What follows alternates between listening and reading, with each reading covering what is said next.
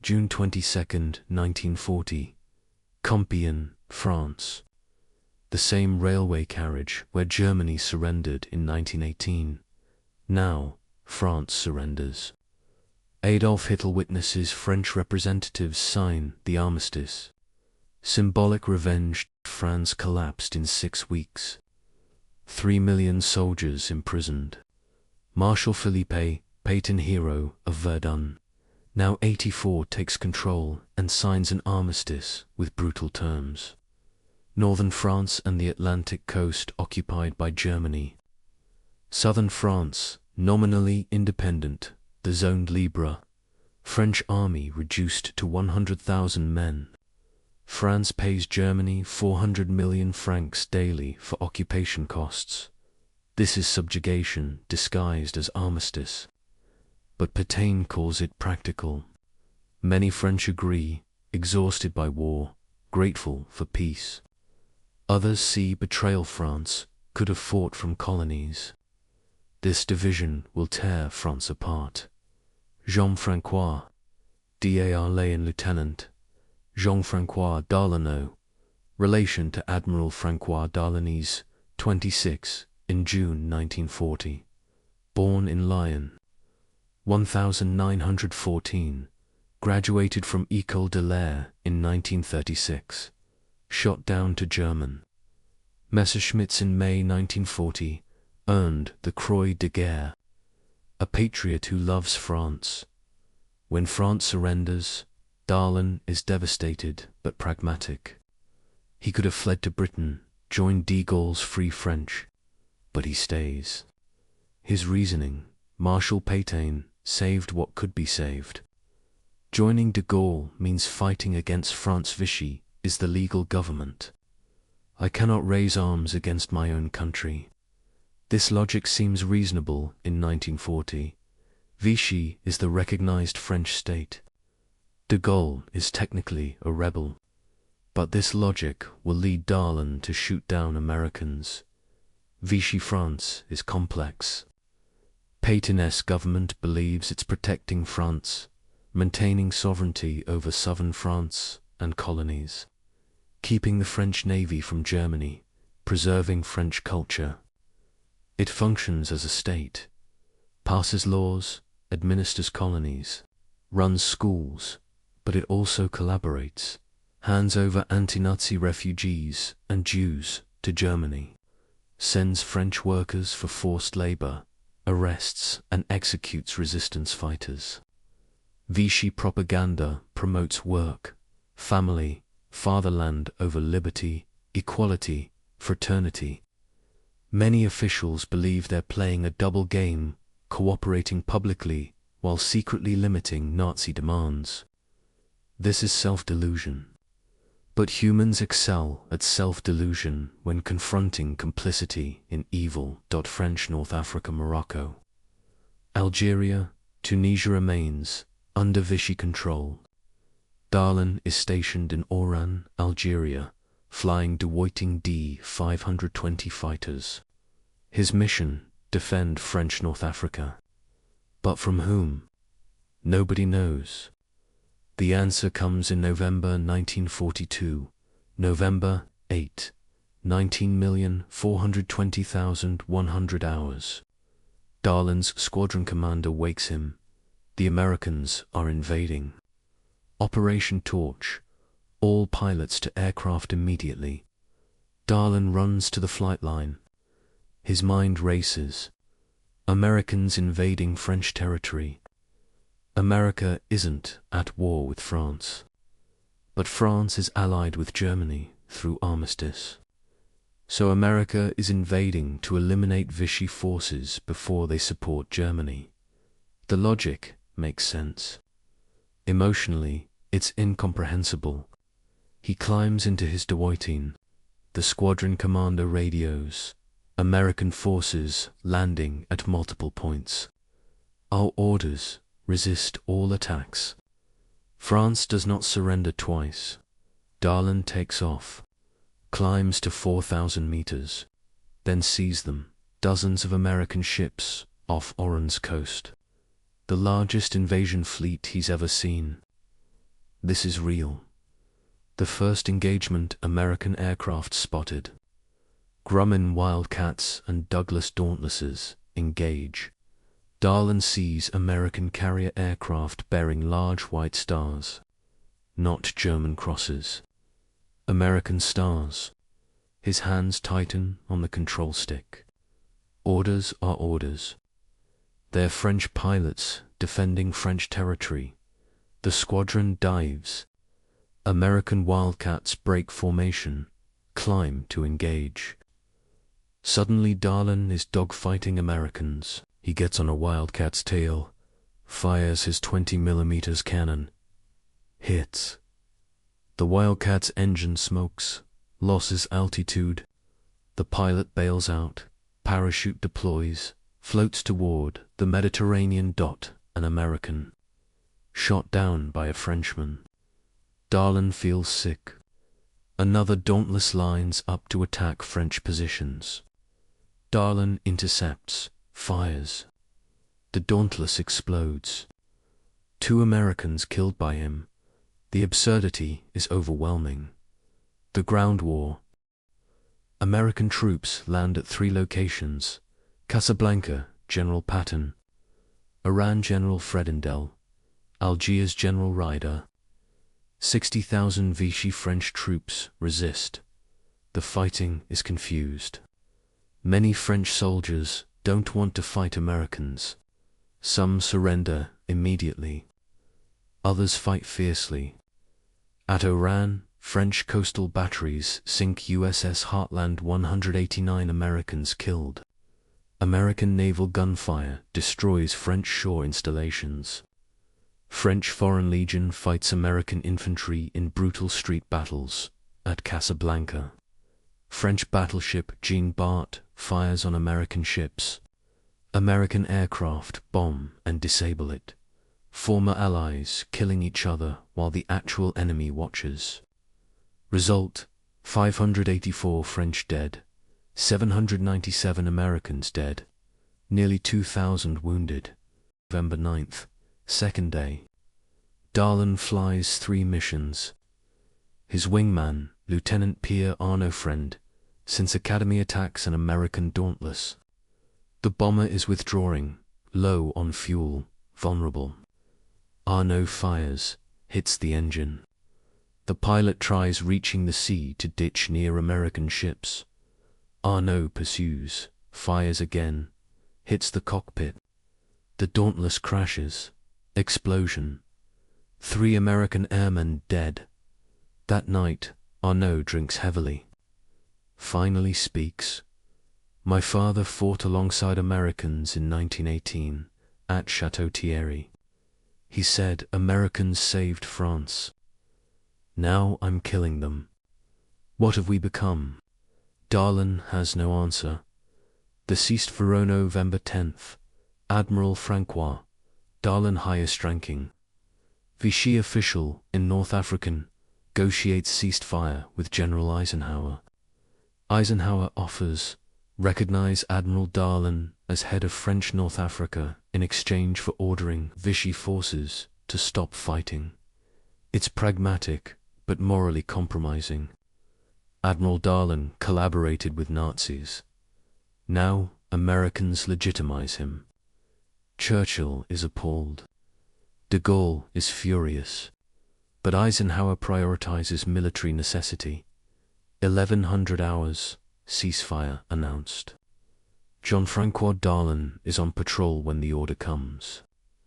He returns to base, sits in cockpit, processing 3 days of combat against Americans. Over 1,300 dead. For what? To defend a collaborationist government.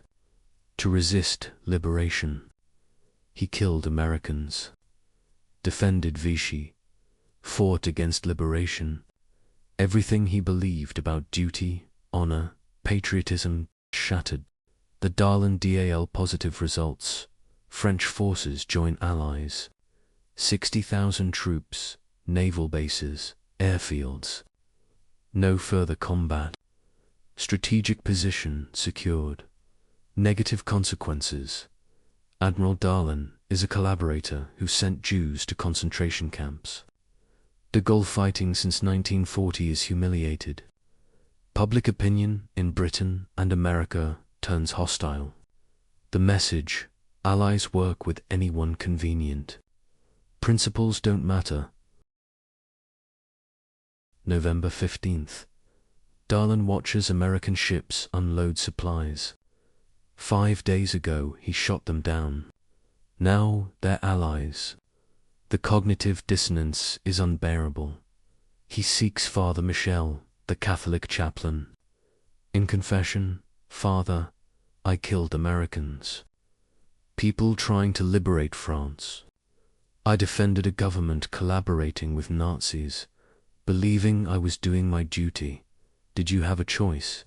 Yes, I could have refused orders. Joined de Gaulle. Do you still believe Vichy was legitimate?" Long silence. "No. I was wrong.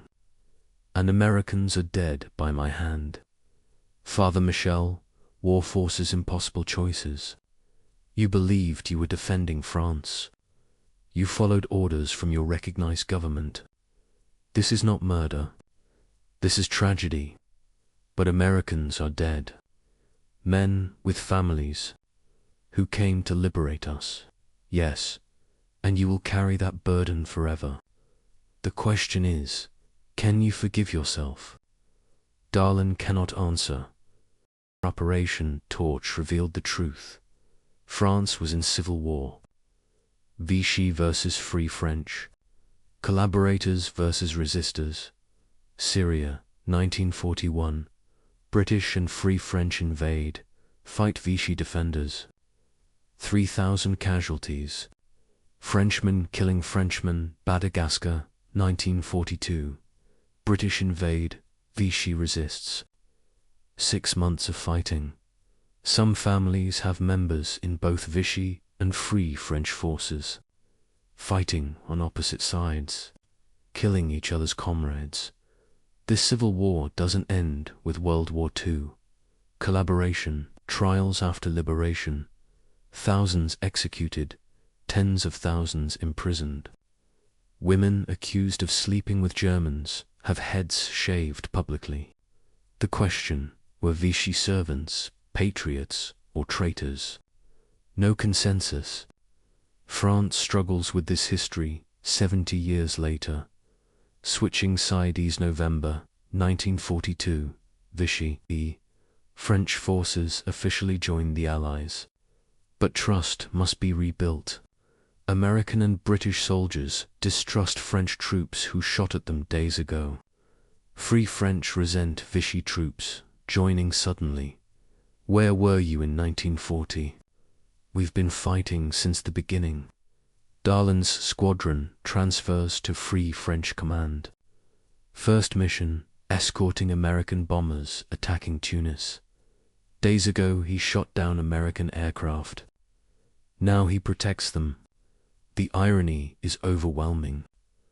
American bomber crews don't know his history. But Darlan knows. The psychological burden is crushing.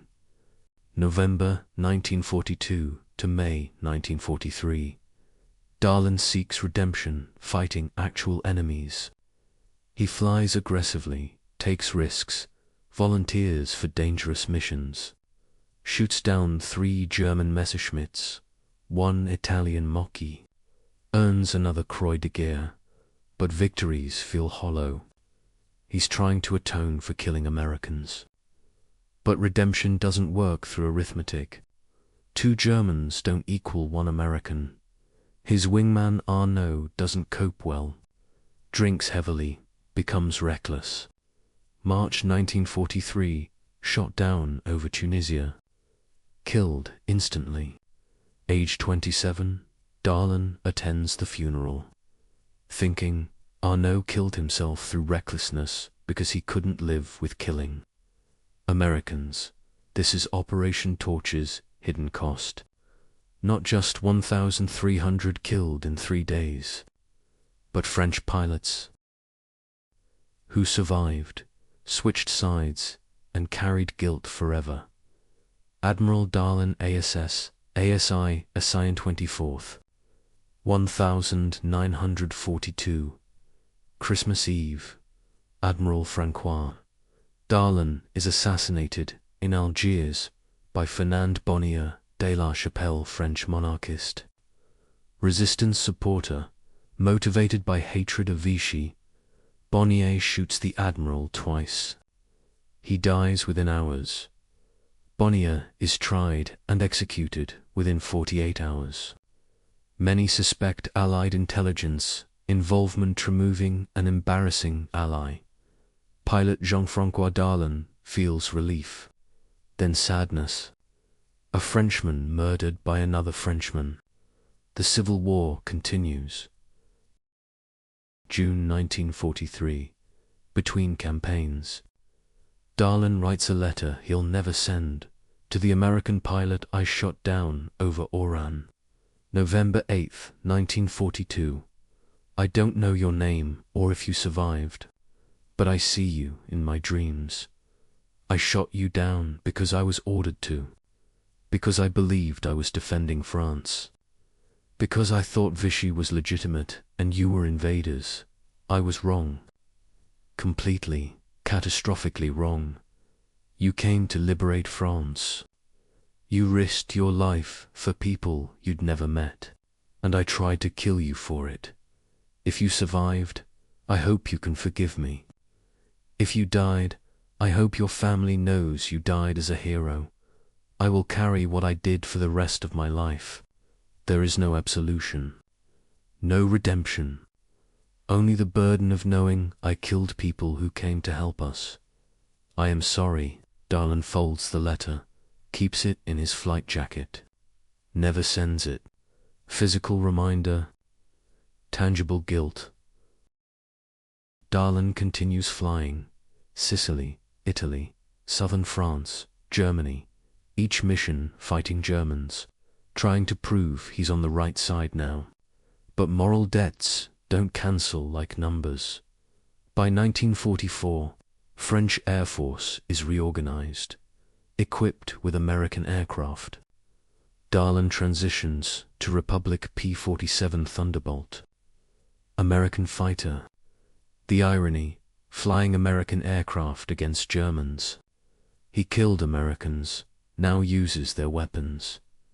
August 15, 1944, Operation Dragoon. Allied invasion of southern France. Darlan's squadron provides air cover. Paris liberated August 25th.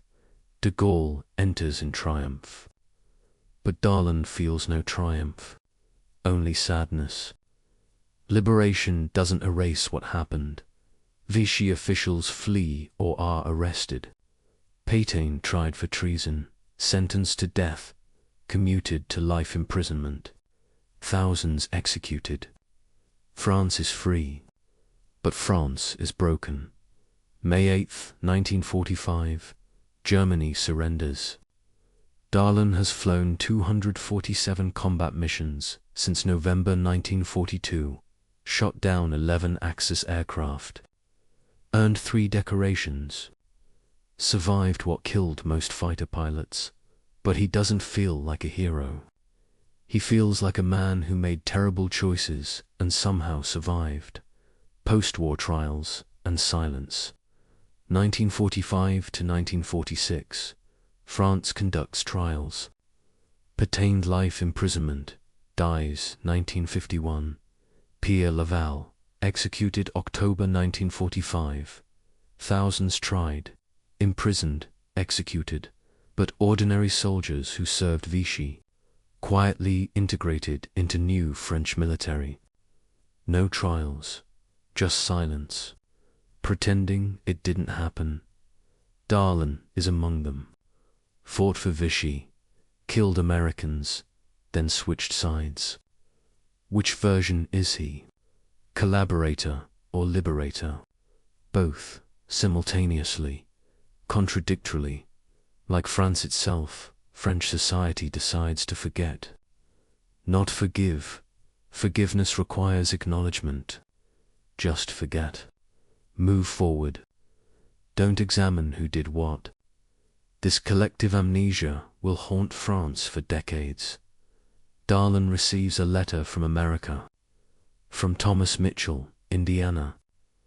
American pilots shot down over Oran, November 8, 1942.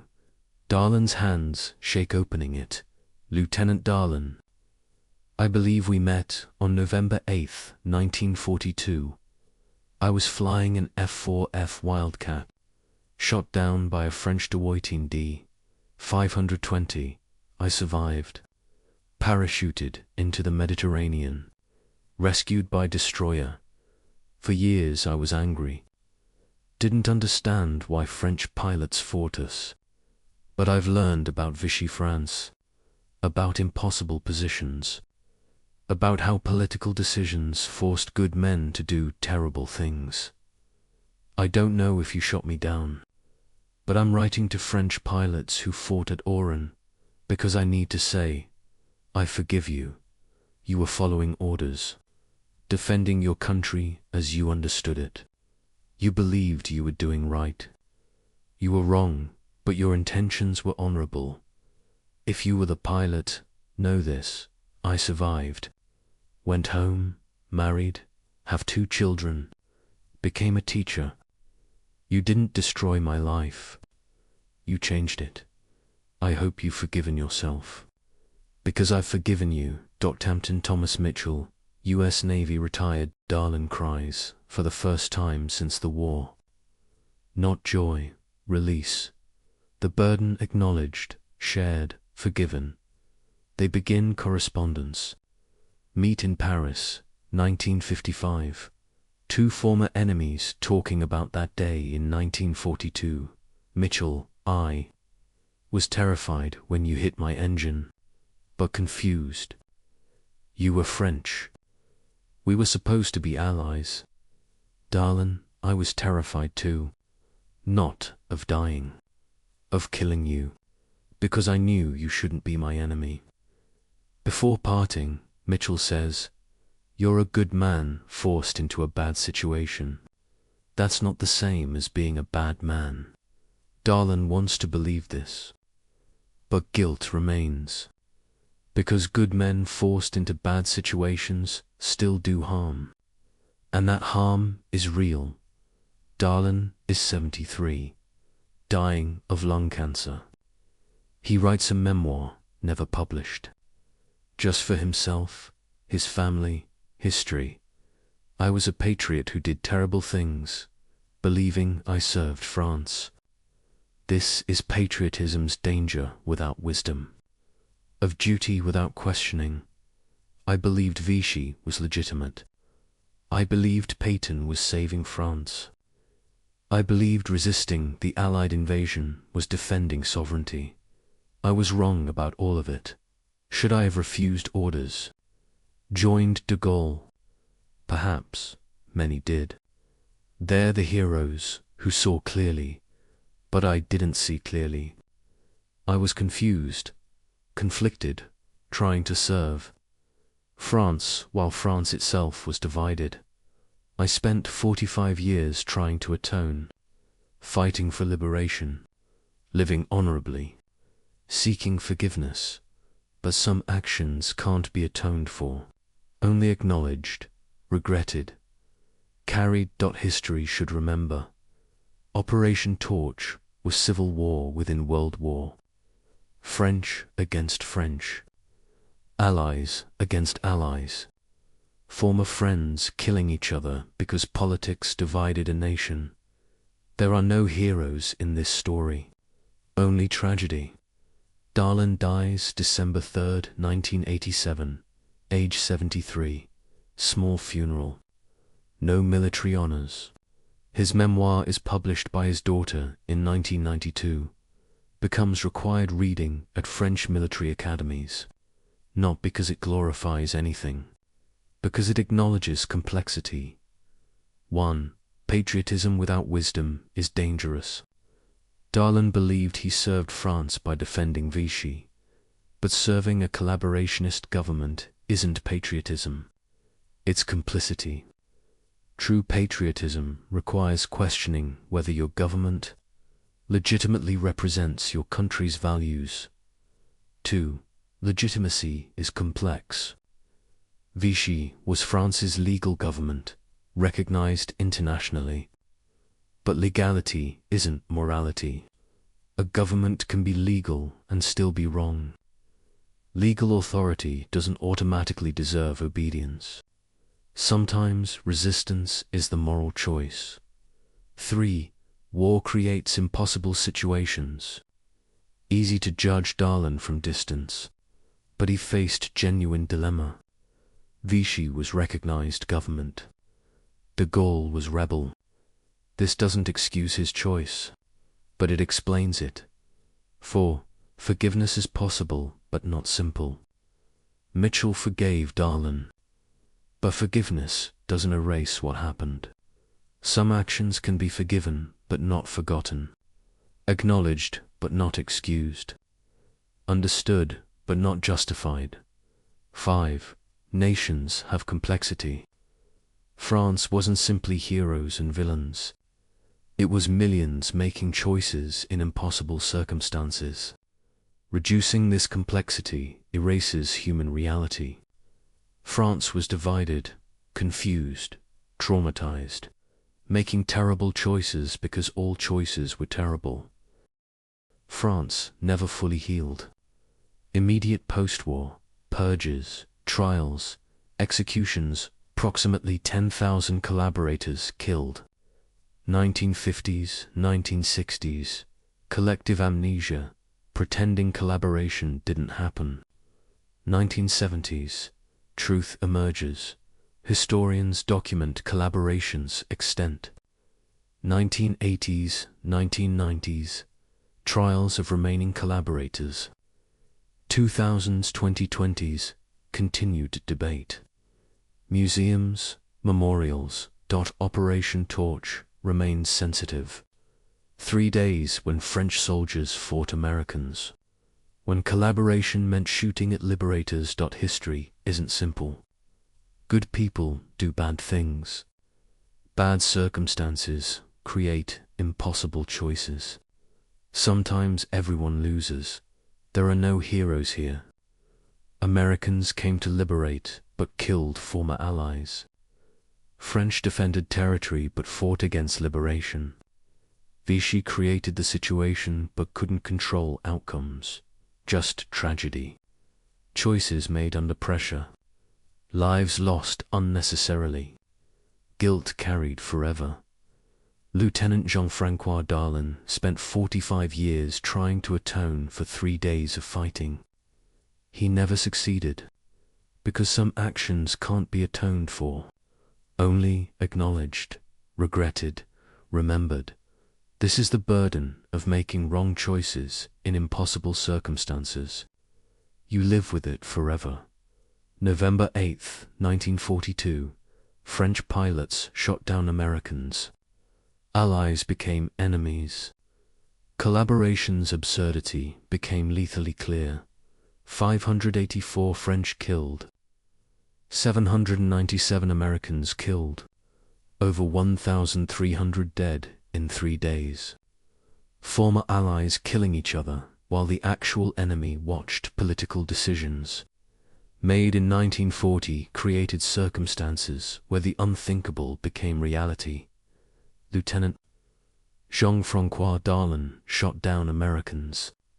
Not from hatred, not from supporting Nazis, but believing he followed orders, defended France, did his duty. He was wrong, catastrophically wrong, and carried that knowledge 45 years. His story is not heroic, it's tragic, but tragedy teaches. It shows what happens when nations divide, when legal authority contradicts moral authority, when duty conflicts with conscience. Operation Torch was militarily successful, but for French pilots who fought there, it was moral catastrophe. Revelation they'd served the wrong side, fought against liberation, defended collaboration. Some switched sides. fought for liberation, sought redemption. But redemption for killing allies is impossible. Only acknowledgement, regret. The burden of living with what you've done. History remembers victories, but we must remember tragedies, the impossible choices, the wrong decisions, the lives ruined by circumstances beyond control. War doesn't create heroes and villains. It creates impossible situations, where good people make terrible choices and live with consequences forever. There are no winners in civil wars within world wars, only survivors carrying guilt.